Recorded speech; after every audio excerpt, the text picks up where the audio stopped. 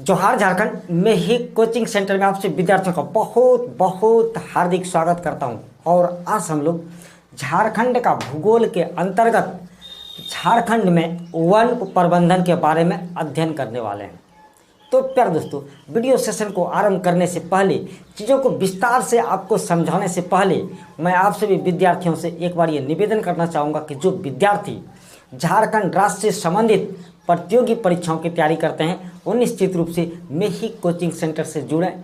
Channel को subscribe करने के साथ ही बेल आइकन को भी जरूर दबाएं ताकि कंटिन्यूसली नोटिफिकेशन मिलता रहे, और वीडियो को ज़्यादा से ज़्यादा शेयर करें ताकि और से विद्यार्थियों को भी इसका लाभ मिल सके। तो दोस्तों चलिए अब वीडियो सेशन को आरंभ करते हैं। और आरंभ करने के साथ ही मैं आप सभी विद्यार्थियों को सबसे पहले एक सूचना देना चाहता हूँ कि ये जो वन का टॉपिक है ये 14वां लेसन है। 14वां लेसन के अंतर्गत वन का टॉपिक अपना चल रहा है। जंगल के विषय पर बातें हो रही है और यह अपना भाग 5 है। वन से संबंधित 4 भाग पहले अपलोड कर दिए गए हैं और यह सभी 14वां लेसन के ही अंतर्गत है। और भी 1-2 भाग आएंगे प्यारे दोस्तों। क्यों? क्योंकि वन का टॉपिक बहुत बड़ा है।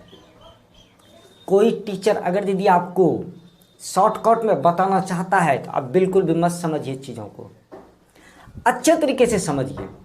तो प्यारे दोस्तों चलिए अब वीडियो सेशन को आरंभ करते हैं। और सबसे पहले हम लोग ये जानते हैं कि वन प्रबंधन का सबसे पहला प्रयास किसने किया था। तो प्यारे दोस्तों देखिए, सबसे पहला प्रयास जो है वो जे हॉफ हैबिट ने किया था। कब किया था प्यारे दोस्तों? 1883 से 85 ईस्वी के बीच में। 1883 ईस्वी से 85 ईस्वी के बीच में वन प्रबंधन का पहला प्रयास जे हॉफ हैबिट ने किया था। ये बहुत अच्छा क्वेश्चन है प्यारे दोस्तों, आपको बिल्कुल भी ध्यान में रखना चाहिए। चलिए फिर उसके बाद इसी के आलोक में ये जो प्रयास किया गया, इसी के आलोक में बंगाल सरकार ने 1909 ईस्वी में, क्योंकि आपको तो मालूम ही है उस समय बंगाल प्रांत के ही अंतर्गत ये बिहार झारखंड सभी आते थे। तो बंगाल सरकार ने 1909 ईस्वी में क्या किया? तो देखिए प्यारे दोस्तों, एक वन सुरक्षा हेतु कि वन को कैसे सुरक्षित किया जाए, इसके लिए एक वन समिति का गठन कर दिया। बहुत अच्छा कदम रहा होगा उस समय कि वन सुरक्षा हेतु एक वन समिति का गठन 1909 ईस्वी में बंगाल सरकार ने कर दिया। चलिए बात को आगे बढ़ाते हैं और देखते हैं कि आज़ादी के पूर्व जब देश आज़ाद नहीं हुआ था उस समय 95% निजी वन थे।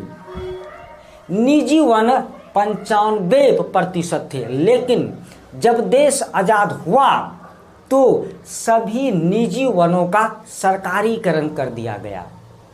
वो भी बहुत अच्छा कदम था। लेकिन सरकारीकरण करने से क्या हुआ प्यारे दोस्तों कि आप सरकार का जो इंतजाम है उसको तो आप जानते ही हैं, वनों की अंधाधुंध कटाई। चलिए उस बारे में भी बात करेंगे, लेकिन अभी अब देखिए कि 1985-86 के पूर्व बात हो रही है। 1985-86 के पूर्व झारखंड में जो वन था वह 42% से अधिक भूभाग पर था। 42% से अधिक भूभाग पर वन था 1985-86 के पूर्व। लेकिन अभी के वर्तमान समय में कितना है प्यारे दोस्तों? मात्र 29.62% भूभाग पर अभी वर्तमान के समय में वन है। तो देखिए कितना गिर गया। क्यों गिर गया? क्योंकि अंधाधुंध कटाई। चलिए प्यारे दोस्तों और भी आगे बात करते हैं। तो प्यारे दोस्तों देखिए, तब राष्ट्रीय वन नीति की घोषणा हुई 1988 ईस्वी में।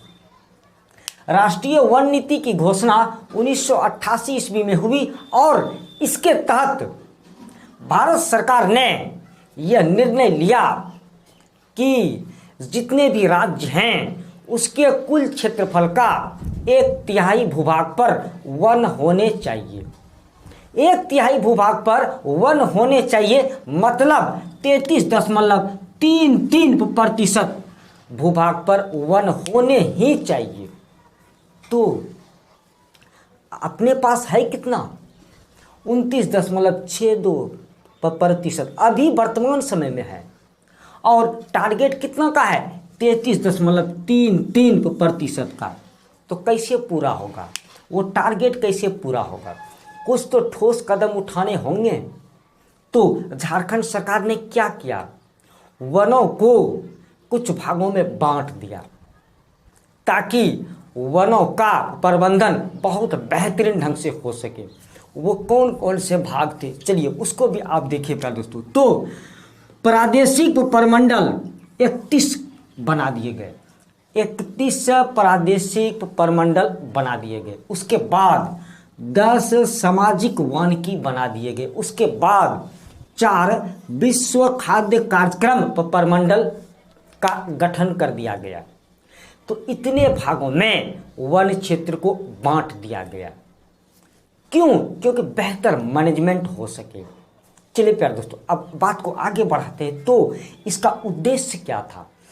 इतने भागों में बांटने का उद्देश्य क्या था? तो प्यारे दोस्तों देखिए, वन एवं वन्य प्राणियों के प्रबंधन, संवर्धन एवं विकास, यही इसका मुख्य उद्देश्य था कि वनों का भी और वन में रहने वाले जो जीव जंतु है उनका भी प्रबंधन हो सके, संवर्धन हो सके और विकास हो सके। यही इसका उद्देश्य था कि इतने क्षेत्रों में इसे बांट दिया गया, बेहतर विकास हो सके। चलिए प्यारे दोस्तों, और वन प्रबंधन का दायित्व किसके ऊपर है? ये बातें तो आपको जाननी बहुत जरूरी है कि वन प्रबंधन का दायित्व किसके ऊपर है। फॉरेस्ट मैनेजमेंट का रिस्पॉन्सिबिलिटी किसके ऊपर है? तो प्यारे दोस्तों देखिए, वन प्रधान सचिव और सचिव के ऊपर।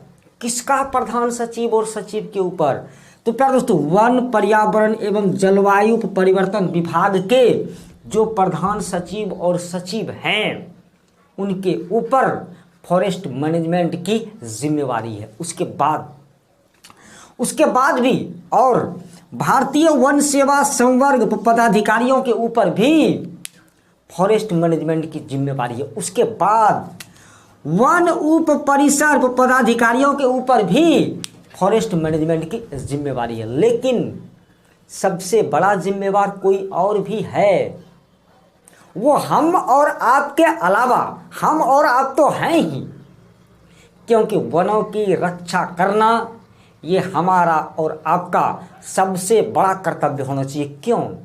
क्योंकि वहाँ से, आप ऐसे समझिए, वहाँ से अपने को ऑक्सीजन मिलता है प्यारे दोस्तों। वनों से अपने को ऑक्सीजन मिलता तो बहुत कुछ है।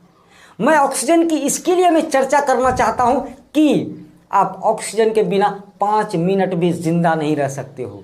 तो हमारा और आपका दायित्व तो सबसे बड़ा है ही, लेकिन और भी कोई इसके लिए जिम्मेवार है। कौन प्यारे दोस्तों? तो आप देखिए, प्रधान मुख्य वन संरक्षक सबसे बड़ा दायित्ववान है। उसका क्या क्या कर्तव्य देखिएगा प्यारे दोस्तों। वनों के प्रबंधन, संवर्धन, संरक्षण एवं सुरक्षा तथा विकास योजनाओं के क्रियान्वयन का भार प्रधान मुख्य वन संरक्षक के ऊपर है। बहुत बड़ी जिम्मेवारी है प्यारे दोस्तों। वनों का प्रबंधन भी करना है, संवर्धन भी करना है, संरक्षण भी करना है, सुरक्षा भी करना है और विकास भी करना है, और इन सभी योजनाओं को धरातल पर लाना भी है। तो ये सबसे बड़ी जिम्मेवारी हो गई प्रधान मुख्य वन संरक्षक का, और इसका पद स्वीकृत है। चलिए प्यारे दोस्तों, बात को आगे बढ़ाते हैं और देखते हैं कि व्यापक जन सहभागिता सुनिश्चित हो सके। वनों के प्रबंधन और संरक्षण में व्यापक जन सहभागिता सुनिश्चित हो सके, व्यापक रूप से लोग जुड़े इन कार्यों में, इसके लिए संयुक्त वन प्रबंधन संकल्प 2001, ये इस चीज को याद रखिएगा प्यारे दोस्तों, संयुक्त वन प्रबंधन संकल्प 2001 में यथा संशोधित और प्रतिपादित किया गया है। क्या यथा संशोधित और प्रतिपादित किया गया है? तो प्यारे दोस्तों देखिए, 10,903 संयुक्त वन प्रबंधन समितियां गठित की गई है। इन सभी चीजों को याद रखना बहुत जरूरी है। 10,903 संयुक्त वन प्रबंधन समितियां गठित की गई है। और ये कहां पर कार्य कर रही हैं? ये जो समितियां हैं ये कहां पर कार्य कर रही हैं? तो ये 10,903 कमिटियां 21,860 वर्ग किलोमीटर वन क्षेत्रों में कार्य कर रही हैं। 21,860 वर्ग किलोमीटर वन क्षेत्रों में ये 10,903 समितियां कार्य कर रही है। चलिए प्यारे दोस्तों बात को आगे बढ़ाते हैं। तो देखते हैं हम लोग कि वनों का विकास और संरक्षण हेतु जो योजनाएं लाई जाती है कि वनों का विकास हो सके, उसका संरक्षण हो सके, उसके लिए जो योजनाएं लाई जाती है उसके क्रियान्वयन के लिए राज्य के सभी प्रादेशिक वन प्रमंडल में 35 वन विकास अभिकरण का गठन एवं निबंधन कार्य पूर्ण हो चुका है। तो पहले देखिए प्यारे दोस्तों, अपने पास प्रादेशिक प्रमंडल कितने हैं? 31, और उन सभी 31 में 35 वन विकास अभिकरण का गठन और निबंधन पूर्ण हो गया है, ताकि वो सभी वनों के विकास और संरक्षण हेतु योजनाओं का क्रियान्वयन कर सके। देखिए प्यारे दोस्तों, चलिए बात को आगे बढ़ाते, एक एक चीज को समझना है प्यारे दोस्तों। आपको तो मालूम है कि झारखंड में एक कृषि विश्वविद्यालय भी है, एग्रीकल्चरल यूनिवर्सिटी भी है। वो कहां पर है प्यारे दोस्तों? रांची में, बिरसा कृषि विश्वविद्यालय रांची। तो बिरसा कृषि विश्वविद्यालय रांची के अंतर्गत जितने भी कृषि महाविद्यालय हैं, एग्रीकल्चरल कॉलेज हैं, वहां पर क्या किया गया? तो प्यारे दोस्तों देखिए, बेहतर ढंग से मैनेजमेंट हो सके वनों का, फॉरेस्ट मैनेजमेंट बेहतर ढंग से हो सके, इसके लिए एक कोर्स ही लॉन्च कर दिया गया यूनिवर्सिटी की तरफ से, और सभी कॉलेजों में वो कोर्स चल रहे हैं। वो कौन सा कोर्स है प्यारे दोस्तों? वो कौन सा संकाय है? वो है वानिकी संकाय। तो बिरसा कृषि विश्वविद्यालय रांची ने वानिकी संकाय, जितने भी उसके संबंध वानिकी कॉलेज हैं, जितने भी वानिकी कॉलेज हैं, उन सभी में वानिकी संकाय स्थापित कर दिया कि जाओ भाई, फॉरेस्ट का मैनेजमेंट को भी पढ़ाना है विद्यार्थियों को। वो जो विद्यार्थी वहां से निकलेंगे वो बहुत बेहतरीन ढंग से फॉरेस्ट का मैनेजमेंट करेंगे। चलिए प्यारे दोस्तों बात को आगे बढ़ाते हैं। तो अपने झारखंड में 9 लाख हेक्टेयर से अधिक बंजर भूमि है, 9 लाख हेक्टेयर से अधिक बंजर भूमि है, और उन बंजर भूमि में वृक्षारोपण का कार्यक्रम किया जा रहा है। वहां पर भी बंजर भूमि में भी वृक्षारोपण हो, इसके लिए सरकार प्रयासरत है। चलिए प्यारे दोस्तों बात को आगे बढ़ाते हैं। तो 10वीं पंचवर्षीय योजना, बात हो रही है 10वीं पंचवर्षीय योजना के अंतर्गत 3,424 वर्ग किलोमीटर क्षेत्र में वन रोपण का लक्ष्य तय किया गया है। 10वीं पंचवर्षीय योजना के अंतर्गत 3,424 वर्ग किलोमीटर क्षेत्र में वन रोपण का लक्ष्य तय किया गया है। अच्छी बात है। चलिए प्यारे दोस्तों बात को आगे बढ़ाते हैं। और कई अस्थाई पौधशालाओं, मतलब नर्सरियों, पौधशाला का मतलब प्यारे दोस्तों नर्सरियों, और ये सरकारी नर्सरी की बात हो रही है। तो कई अस्थाई पौधशालाओं की स्थापना की गई, लेकिन जो पहले से 116 अस्थाई नर्सरी थे, जो पहले से 116 अस्थाई नर्सरी था अपने झारखंड में, उसे और उन्नत बनाया जा रहा है। पहले देखिए, पहले तो जो 116 अस्थाई नर्सरी थे उसे और ज़्यादा उन्नत बनाने के साथ ही नए नए अस्थाई नर्सरी की भी स्थापना की जा रही है। हम लोग क्या करते हैं, प्राइवेट नर्सरी में जाकर पौधों को खरीदते हैं। अगर यदि सरकारी नर्सरी में जाएंगे तो मुफ्त में पौधे हम अपने लोगों को मिलेगा। तो सरकारी नर्सरी का अपने लोगों को लाभ लेना चाहिए। चलिए प्यारे दोस्तों, बात को आगे बढ़ाते हैं। तो शहरी वानिकी के माध्यम से राज्य के नगरों में वृक्षारोपण किया जा रहा है। शहरी वानिकी के माध्यम से कि शहरों में वनों का विकास हो। वानिकी का मतलब क्या प्यारे दोस्तों, वन से संबंधित। तो शहरों में वनों का विकास हो, इसके लिए शहरी वानिकी के माध्यम से जितने भी नगर हैं वहां पर वृक्षारोपण का कार्यक्रम किया जा रहा है।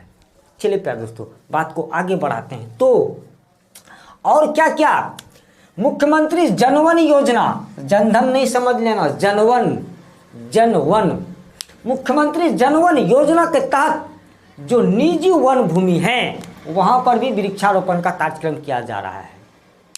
मुख्यमंत्री जनवन योजना के अंतर्गत जो निजी वन है वहां पर भी वृक्षारोपण का कार्यक्रम किया जा रहा है। चलिए प्यारे दोस्तों, बात को आगे बढ़ाते हैं। तो सामाजिक वानिकी से ग्रामीण जनसंख्या की वनों पर निर्भरता कम कर उनकी आवश्यकताओं की पूर्ति करने का कार्य किया जा रहा है। तो प्यारे दोस्तों देखिए, सामाजिक वानिकी के माध्यम से समाज के लोग जो कि वनों के ऊपर निर्भर हैं, जो वनों का दोहन कर रहे हैं, जो वनों से लकड़ियां लाते हैं या और भी बहुतों सारे उत्पाद वनों से लाते हैं, वो क्या कर रहे हैं, वनों की अंधाधुंध कटाई कर रहे हैं।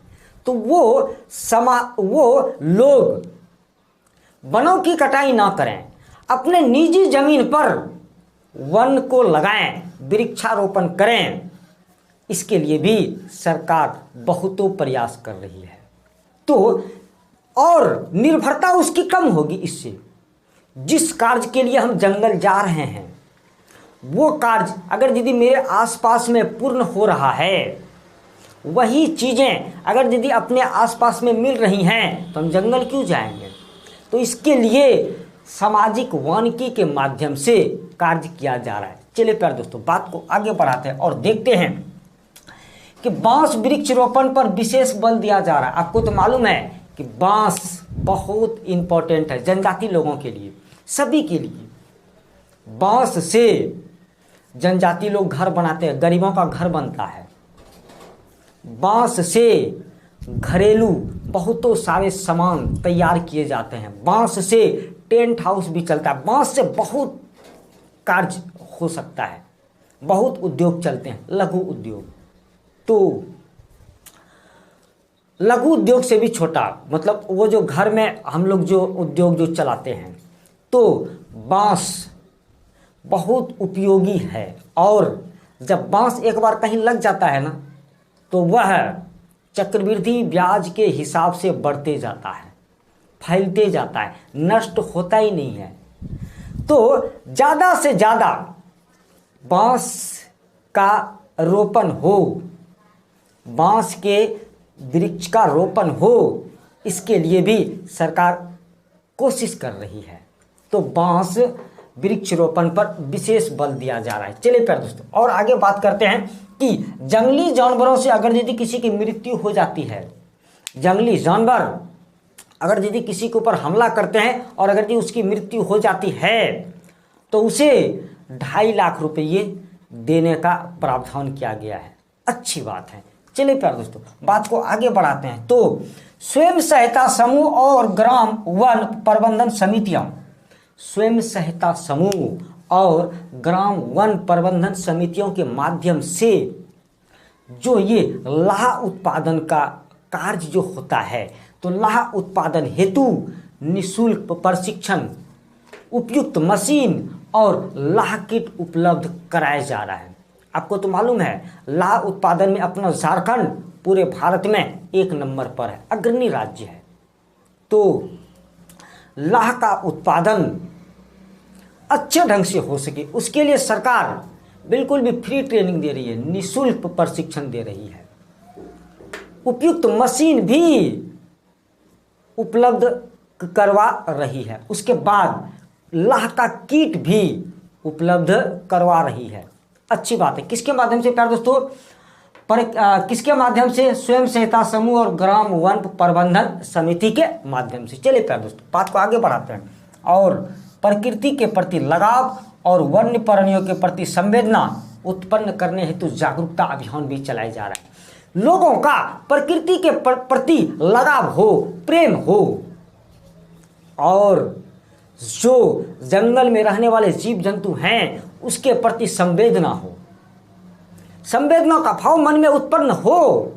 इसके लिए जागरूकता अभियान सरकार चला रही है। बहुत अच्छी बात है, होना ही चाहिए। हमें पशुओं के प्रति संवेदना होनी चाहिए, हमें जंगलों के प्रति लगाव होना चाहिए। जो ये नेचर जो है, प्रकृति जो है, उससे प्यार होना ही चाहिए। तो इसके लिए सरकार जागरूकता अभियान भी चला रही है। चलिए प्यारे दोस्तों, और देखिए, इको टूरिज्म नीति 2015, इको टूरिज्म नीति 2015 के तहत पर्यावरण मित्र और सतत विधियों द्वारा पारिस्थितिकी पर्यटन को प्रोत्साहित किया जा रहा है। पहले तो सरकार इको टूरिज्म नीति 2015 के तहत पर्यावरण मित्र को खोज रही है, बना रही है।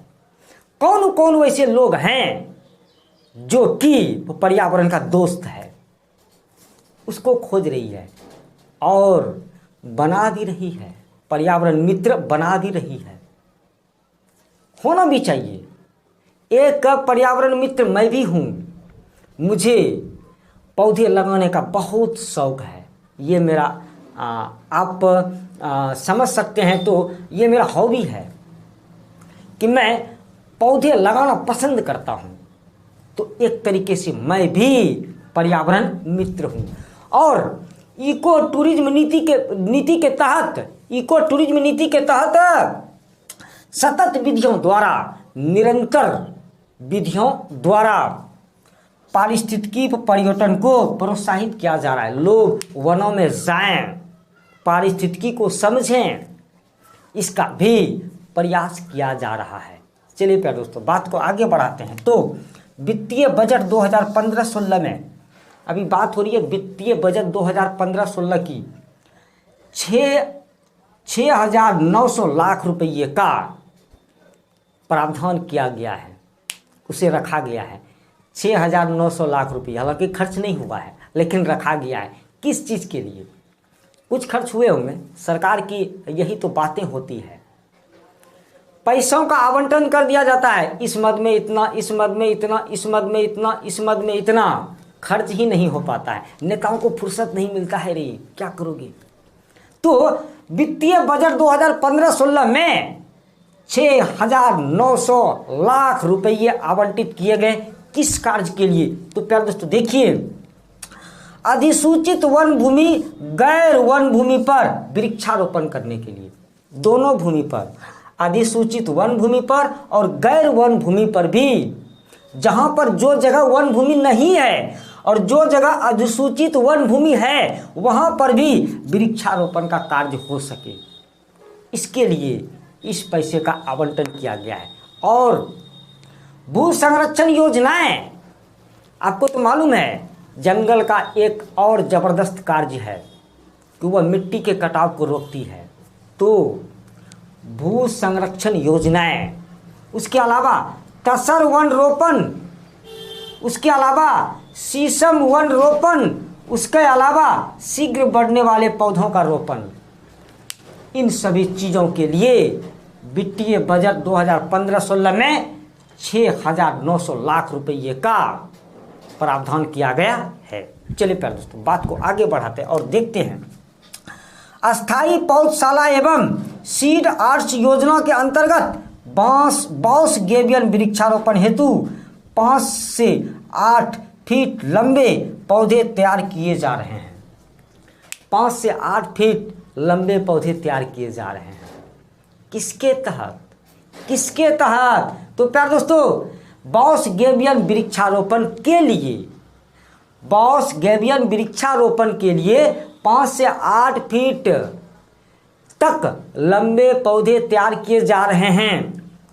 किसके तहत? अस्थाई पौधशाला एवं शीर्ष आर्द्र योजना के तहत, के अंतर्गत। अच्छी बात है, हमें लंबे लंबे पौधे मिलेंगे तो मज़ा आ जाएगा, फिर मज़ा आ जाएगा। वृक्षारोपण में कोई परेशानी नहीं होगी। क्यों? क्योंकि आपने कहीं पर पौधा को लगाया तो क्या होता है ना, बकरियों का डर, गायों का डर, भैंसों का डर, जितने भी पशु हैं, लोगों का भी डर, उधर तोड़ के दतवन कर रहे हैं। तो लंबे लंबे जब पौधे होंगे ना 5 से 8 फीट के, तो वो जल्दी बढ़ जाएंगे। इसी के लिए ऐसा सरकार सोच रही है, इस पर काम कर रही है। और प्यारे दोस्तों, वन अभिलेखों एवं वन समितियों का डिजिटलीकरण किया गया है कि वन अभिलेख और वन सीमाओं को अब इंटरनेट पर लाया जा रहा है। क्यों? क्योंकि हम भी तो जान सकें, आप भी तो जान सकें कहाँ कहाँ वन है, इसी के लिए। और आपको तो मालूम है प्यारे दोस्तों, दुनिया इंटरनेट पर आ गई है। और एक बात, शहर में जितने भी पार्क हैं, जितने भी शहर में पार्क हैं, उसको झाड़ पार्क्स के अंतर्गत लाया गया है। उन सभी का रजिस्ट्रेशन किया गया है, निबंधन कार्य किया गया है, और जो बचे हुए उसका किया जा रहा है। जो शहरों में जो पार्क हैं वो किसके अंतर्गत? झाड़ पार्क्स के अंतर्गत। चलिए प्यारे दोस्तों, आपको वन संबंधी कोई भी जानकारी चाहिए, कोई भी सहायता चाहिए, कुछ भी वनों से संबंधित, तो आप एक वेबसाइट नंबर नोट कर लीजिए। वो कौन सा वेबसाइट नंबर प्यारे दोस्तों? forest.झारखंड.gov.in, FOREST फॉरेस्ट JHARKHAND झारखंड.gov.in। इस पर आप जाकर सभी चीज़ों को जान सकते हैं, जंगलों के बारे में, वनों के बारे में सारी जानकारियां आप प्राप्त कर सकते हैं। तो प्यारे दोस्तों, उम्मीद करूंगा ये वीडियो सेशन आपको बहुत अच्छा लगा होगा, ज्ञान की बातें आपको समझ में आई होंगी। डिस्क्रिप्शन में नोट्स डाल दिया गया है, वहाँ से आप लोग नोट्स को उतार लीजिएगा, 1-2 बार वीडियो को देख लीजिएगा, सारी चीज़ें बिल्कुल भी स्पष्टता के साथ आपको समझ में आ जाएंगी। फिर भी अगर यदि कहीं पर कोई दिक्कत हो, समझने में परेशानी हो, तो आप मुझे कमेंट कर पूछ सकते हैं। और प्यारे दोस्तों, अगला भाग का भी इंतज़ार कीजिए, क्योंकि वनों से संबंधित अभी सारी चीज़ें खत्म नहीं हुई है, अभी बहुत कुछ है, और मैं आपको एक एक चीज़ डिटेल में बता रहा हूँ।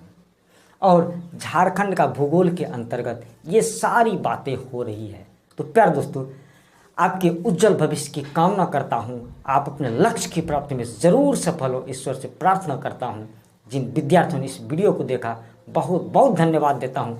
जय हिंद, जय झारखंड।